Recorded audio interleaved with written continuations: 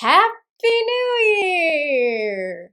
It is not, as you may have noticed, New Year's Eve, but this is as close as we got in the Lizzie Bennet Diaries. So we wished something universal in the Gregorian calendar. I remember that. What else do I remember?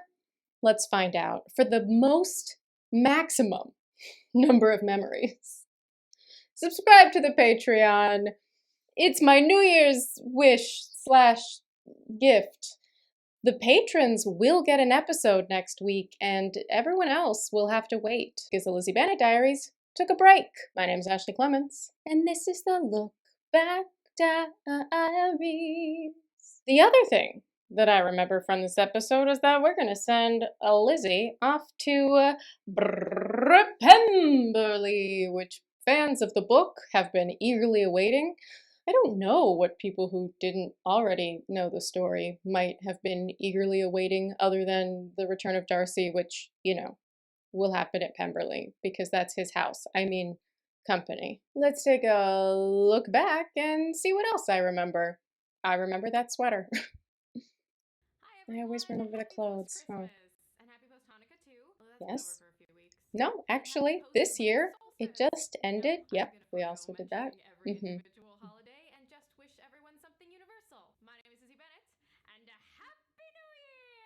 In the Gregorian calendar. Yeah. Is that a joke that everybody gets? I feel like I only know about the Gregorian calendar because I went to Catholic school, but I don't know.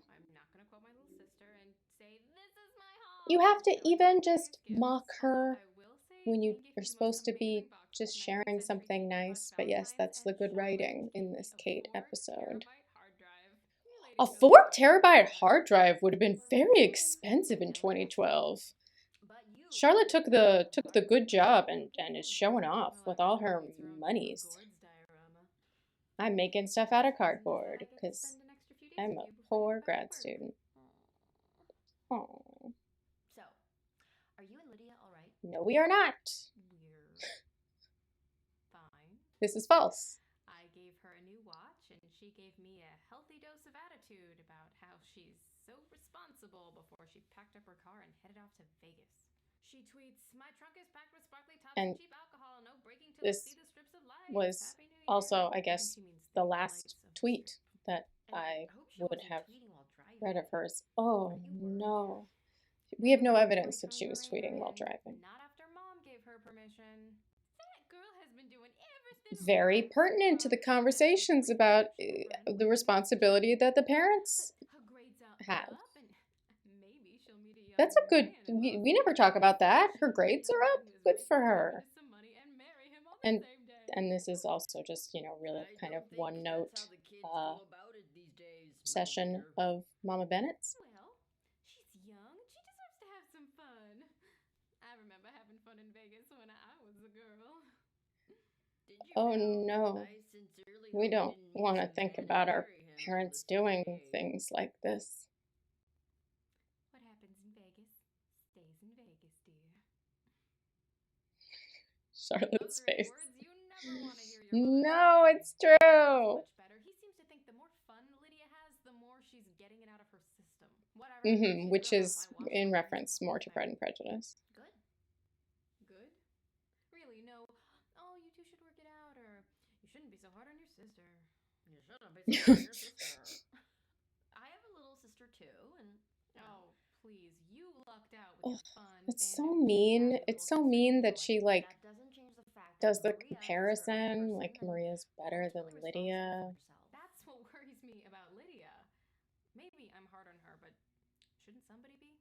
Yeah, but probably not her only slightly older sister. The problem is, she's about to go out into the world, and but I appreciate here that, because she's the baby of the family. This is well written, that we're emphasizing concern and fear.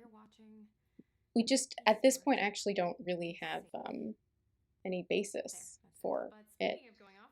But she's not watching, so she did not see that message because she hates you right now. I've been thinking about what Jane said a few weeks ago about it being important for me to leave the nest. So I have miraculously whipped up a way to run into a handsome gentleman who told me he was in love with me. Cisco. That sounds The great. reason that this all works out in this like Maybe perfect I'll find where coincidence I'm supposed to is be. because it's fiction. That's actually a good New Year's resolution. Find where I'm supposed to be. That's a So, big one, this is the first Lizzie. step. And there isn't You be maybe ready, just Lizzie? one That's the place, plan. you know? Like Unfortunately, you're I capable have of to take next week off many vlogging because things. I'm gonna have so much to Because they do. don't want to Just pay one me to more. make more episodes. Oh, wait, sorry, no. Say Happy New Year, Charlotte. Happy New Year, Charlotte. Happy New Year, everyone. So the next time you see me won't be next Monday, but the Monday after that. Which means On my way our to Monday episodes are airing on entirely digital. Saturdays. Our Saturday Why does that episodes sound with, familiar? well, we know why it sounds familiar. Charlotte's face. Ha ha ha. Charlotte knows. Do. Yeah, I think we had already used Mr. Bennett's line about Lydia's equivalent trip in Pride and Prejudice, which is to go, where does she go? Newcastle, it says. Do they mean Newcastle upon Tyne? Why do I know that? But I just looked it up on a map and it's very far north in England, quite close to Scotland, and just across the border in Scotland is Gretna Green, which is, as far as marriages go, the Vegas of this place and era. But we already used Mr. Bennett's line about that, which was like, you know, she won't give us any peace until she's gone on some kind of adventure. I'm paraphrasing, but we used that line about her birthday party, I think. So here we've kind of made up this other parent conversation, but there's been a lot of discussion because I was responding to comments about the parental responsibility here. And many people have made excellent points that, of course, the parents have a tremendous amount of responsibility for Lydia's well being. And it's really not Lizzie's place to have to parent her little sister, but that does all come from the book. Lizzie is the one, perhaps because of the comments that she heard from Darcy in that ill-fated proposal, who says, let's not let Lydia do that. And her parents brush away those concerns. So, Pride and Prejudice, canon, parents are not as responsible as they could be. And that does continue in the Lizzie Bennet Diaries. And it's fun and easy to kind of psychologically analyze these characters, but what is given to us, both in the source material and in this text from our writers, is that the parents didn't see things as a problem that Lizzie did. And the show does a good job here around this fight of pointing out that Lizzie's views may have been influenced by Caroline and Darcy, but she does, from the very beginning, have these judgments about her sister, and it is interesting to think of where those come from if they don't come from her parents, because it doesn't seem like they do, which means that they do come from society. And I think part of the reason, to be clear, that I have been defending Lydia so much in the last few videos is because at the time I was 100% on Lizzie's side. Now, that's partly because I was playing Lizzie. I was really only considering this whole argument from her side because that worked well for me as an actor. But having grown up in the same society, and in my case, it also very much did come from my parents, I grew up believing that the kind of behavior that Lydia exhibits, which, and many people have also pointed out that I skipped over some of the problems pointed out in that lengthy comment, that all of these people's lives would be ruined and that they would grow up to be just complete disaster failure people.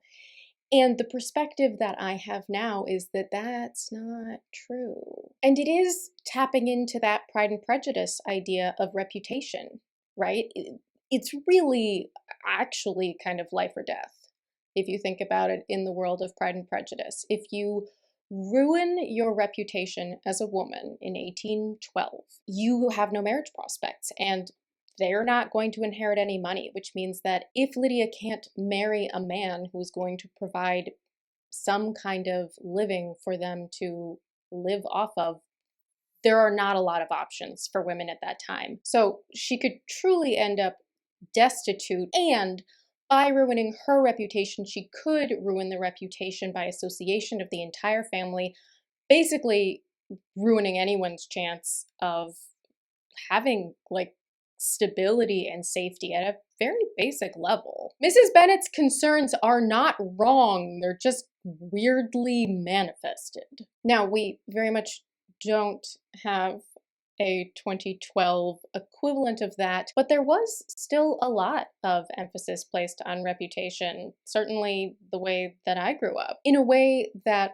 for girls and women was absolutely different than for boys. And that's some of what I've been touching on here. So to address several points that I'm trying to keep track of at once, yes, of course, the parents do bear responsibility for Lydia's behavior. But I think I'm also trying to point out, not necessarily to you, but to me, to 2012 and younger me, that actually all those kids turned out fine. I said at the beginning of the Look Back Diaries that playing Lizzie Bennet helped me become less judgmental, and that process has only continued through the Look Back Diaries, and I have both more empathy for Lydia and also more perspective as an adult to say, yeah, she wasn't really in danger, and if she was, that shame is never a tool that is helpful. Now, I guess I am going to get into psychology here. Everybody, read Brené Brown. But shame makes us shut down. We are not open to new perspectives, to learning, to wanting to change. Shame makes us hate ourselves. We feel rejected. And we see that in Lydia, that it comes out in these angry bursts. She's directing it outward, but that kind of rejection is deeply painful when we are wired to want to belong. Yes, I'm very much quoting Brené Brown. Lizzie doesn't have these skills, and it's not her fault that she doesn't. She's 24. She's only a baby herself. But that the way to reach Lydia, if Lydia's behavior needed addressing, was through love and accepting her. And that is, of course, some of what Lizzie will realize through this. Again, credit to the writers here, because even though we're making something up, it still feels incredibly true to the source material. And as we've discussed, this is a fight that people can still argue both sides of, which is very compelling. It certainly resulted in a lot of engagement then and now. And it sets up this division between the two that we need to make the next section of plot work. So it's all very, very well done. Let's take a look at the comments. I love this. Laura K says, I'm rewatching this and I just noticed Charlotte's face at the end. She knew and she ships it. I cannot deal. Everyone ships it at this point, right? But yes, it is very fun. Kia Pet says people are way too hard on Lizzie in the comments.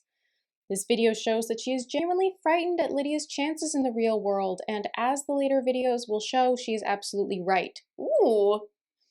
Lydia may be a good person who is at heart desperate for attention, but her behaviors are extremely immature for someone her age and will and do get her into deep trouble.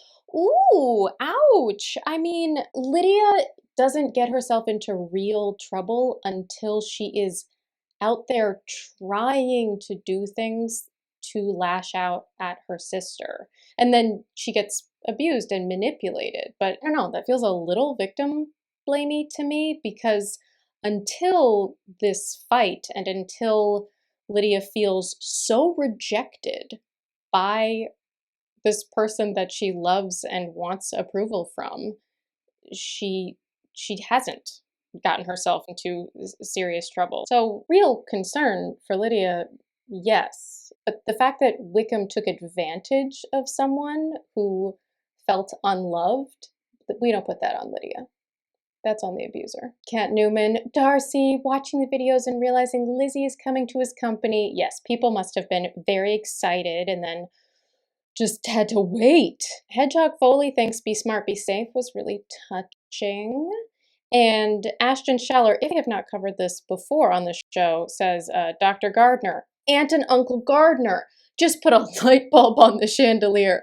That's enjoyable because I've never heard that saying before. But yes, that is where that name comes from. Hats off to the writers, hats off to the actors, hats off to the whole crew. No one's wearing any hats anymore. Actually, everyone involved in the Lizzie Bennet Diaries continues to wear a lot of metaphorical hats in the new year at Pemberley Digital. The Look Back Diaries will be back, not next Saturday, but the Saturday after that, I think is how this works, January 7th. See you then. I can't see you.